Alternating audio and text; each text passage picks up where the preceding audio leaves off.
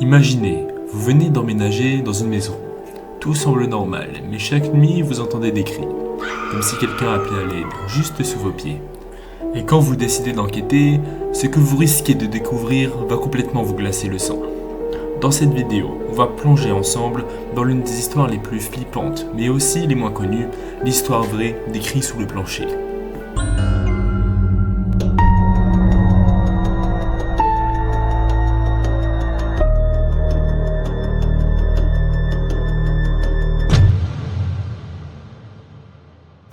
On est dans les années 90, aux États-Unis, dans l'État de Washington.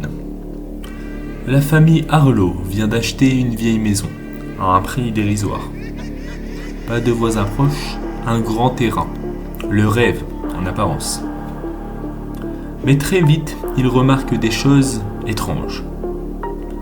La nuit, des grassements inhabituels, puis des bruits sourds, et surtout des cris étouffés qui semblent provenir du sol.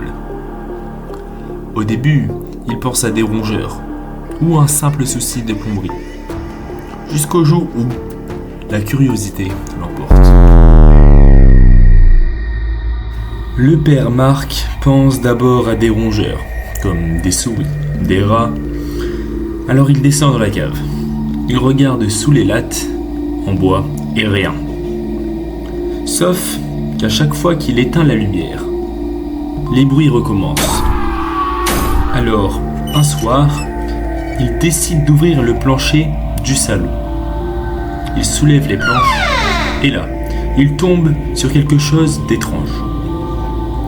Un coffre métallique, sale, rouillé, bloqué entre les poutres. Il tire dessus et l'ouvre.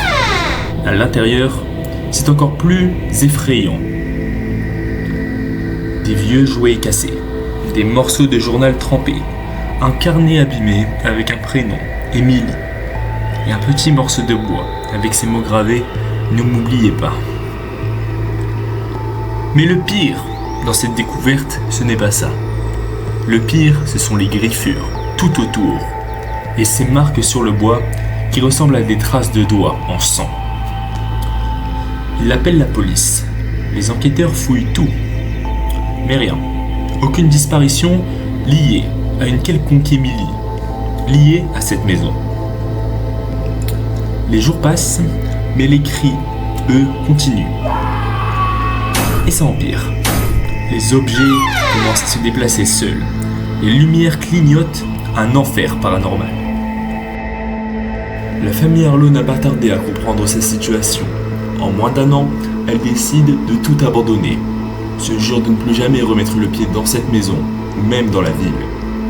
En conséquence, on ne saura jamais ce qui s'est réellement passé dans cette maison hantée.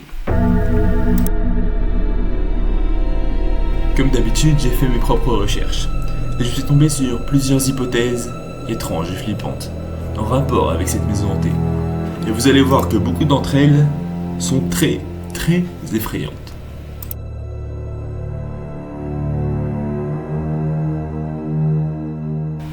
La présence enfermée.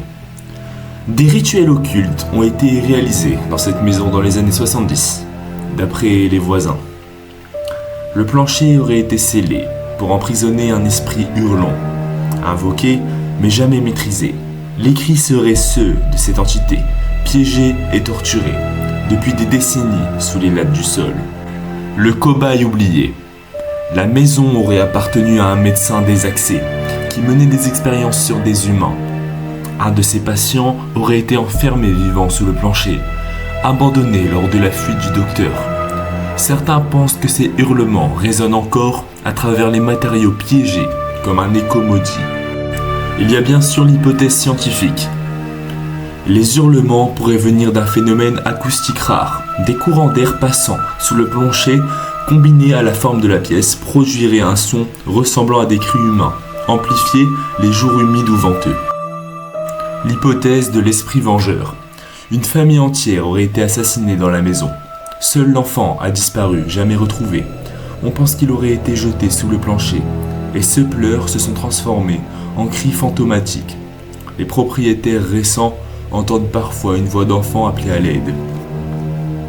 grâce à des recherches plus approfondies, j'ai remarqué que l'histoire n'est toujours pas vérifiée. Donc il est impossible de dire si elle est vraie ou si c'est juste un mensonge ou une légende urbaine. Toi derrière l'écran, tu crois à une vraie histoire flippante ou juste à une bonne vieille légende urbaine? Dis-le moi en commentaire. Et toi, tu serais resté pour découvrir la vérité ou aurais-tu fui comme les Harlots? Si t'as kiffé cette histoire, pense à t'abonner. Il y a encore plein d'histoires flippantes à raconter. Et crois-moi, certaines sont pires que celle-ci. Faites des cauchemars.